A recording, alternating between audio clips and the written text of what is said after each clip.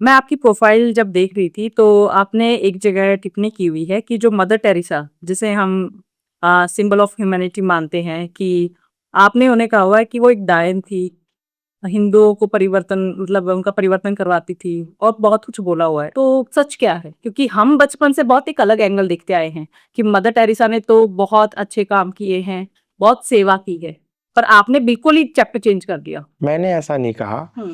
उनके साथ काम करने वाले डॉक्टर अरूप चटर्जी ने 2 पुस्तकें उनके जीवन पर लिखी। और अरूप चटर्जी कोई राइटिस्ट व्यक्ति नहीं थे, प्रो हिंदू नहीं थे। अरूप चटर्जी एक्सट्रीम कम्युनिस्ट। तो जो अरूप चटर्जी थे एक्सट्रीम कम्युनिस्ट, उन्होंने 2 पुस्तकें मदर टेरेसा के साथ काम करने के बाद लिखी। तो उन्होंने ये खुलासे करे कि जो मदर टेरेसा की जो इंटरनेशनल छवि बनाई गई, जिसके बिहाफ पे कहा कि ये तो सिंबल ऑफ ह्यूमैनिटी है, ये तो देवी है, ये तो मानवता की पोषक है, ये तो लोगों को जीवन दान देती है, उन्होंने बताया कि ये सब झूठ है, क्योंकि मैंने इनके साथ काम किया। यानी अरूप चटर्जी कह रहे हैं मैंने काम किया। वेटिकन बैंक्स में इतना पैसा जमा हुआ है कि अगर मदर टेरेसा अपना सारा पैसा निकाल ले तो वेटिकन बैंक खाली हो जाए।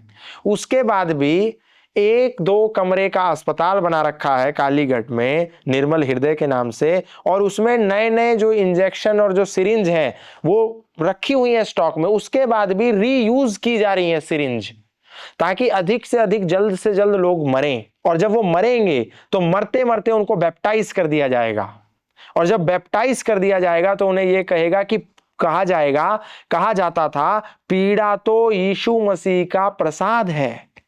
तो यदि पीड़ा यीशु मसीह का प्रसाद है तो मदर टेरेसा को जब खुद हार्ट अटैक आया तब वो क्यों गई प्राइवेट हॉस्पिटल, जो उस समय वहां का सबसे टॉप हॉस्पिटल था, उसमें जाके क्यों इलाज कराया? उनको भी पीड़ा झेलनी चाहिए थी। तो जो मदर टेरेसा देवी नहीं है, डायन है, इसके असंख्य प्रमाण हैं। केवल पोर्ट्रे किया गया और भारत रत्न दे दिया गया। जब वहां भारत रत्न मिला तो यहां की सरकार को लगा रहे हम तो लेट हो गए। तत्काल प्रभाव से वहां भारत की सरकार ने भारत रत्न दे दिया। वहां नोबेल प्राइज, उन्होंने अंतरराष्ट्रीय स्तर पर नोबेल प्राइज मिला, तो भारत की सरकार को लगा कि हम लेट हो गए, उन्होंने भारत रत्न दे दिया। फिर वो महान बनती चली गई और हर स्कूल में, हर विद्यालय में, हर महाविद्यालय में, हर यूनिवर्सिटी में मदर टेरेसा के फोटो टंग गए।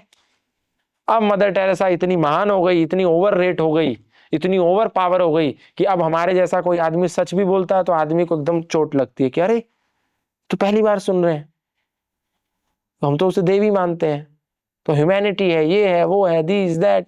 झूठ बात है सब। तो ये फैलाता कौन है? जैसे मतलब अब मैं और भी टॉपिक्स पे आऊंगी, जैसे गांधी जी के बारे में बोला है, नेहरू जी के बारे में आपने बोला है, इनके बारे में बोला है, तो ये स्टार्टिंग कहाँ से होती है? स्टार्टिंग ऐसे होती है कि सही आदमी मेन स्ट्रीम में ना आ जाए, सही आदमी लोगों का आइकन ना बन जाए, सही आदमी को लोग रोल मॉडल ना मान लें। क्योंकि सही आदमी को यदि समाज स्वीकार कर लेगा, सही आदमी के पद चिन्हों पर चलने लगेगा, तो समाज और भारत तो पता नहीं कहां से कहां पहुंच जाएगा। तो गलत आदमी में उलझाए रखो, क्योंकि जैसा हमारा रोल मॉडल होगा वैसा ही हम एम्बिशन करेंगे कि हमको वैसा बनना है, उस दिशा में हम चलेंगे। तो सही आदमी की दिशा में नहीं चलना है, इसीलिए गलत व्यक्तियों को स्थापित करो। तो गलत व्यक्तियों को स्थापित करने के लिए अहिल्याबाई होलकर जिसको स्थापित करना चाहिए था, जिसको इंप्लांट करना चाहिए था, उसको नहीं किया, मदर टेरेसा को कर दिया।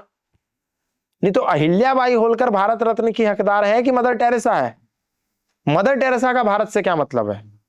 मदर टेरेसा का भारतीय संस्कृति की प्रचार में, भारत के प्रचार में, भारतीयता के प्रचार में क्या योगदान है? तो वो डिजर्व नहीं करती है भारत रत्न। क्यों दिया उसको? इसलिए दिया ताकि अहिल्याबाई होलकर जैसे धर्म के योद्धा उभर कर सामने ना आ जाए। तो कई बार गलत लोगों को खड़ा किया जाता है, खराब लोगों को ऊपर बढ़ाया जाता है सही लोगों को डाउन करने के लिए।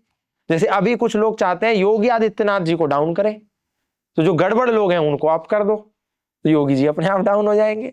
तो ये हमेशा चलता है।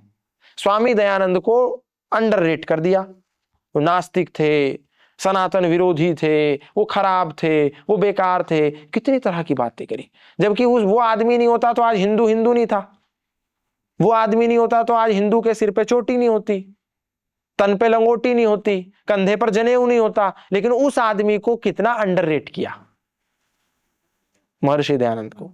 तो ऐसे बहुत से लोग हैं जिनको हमेशा गिराया गया, खराब लोगों को उठा दिया गया।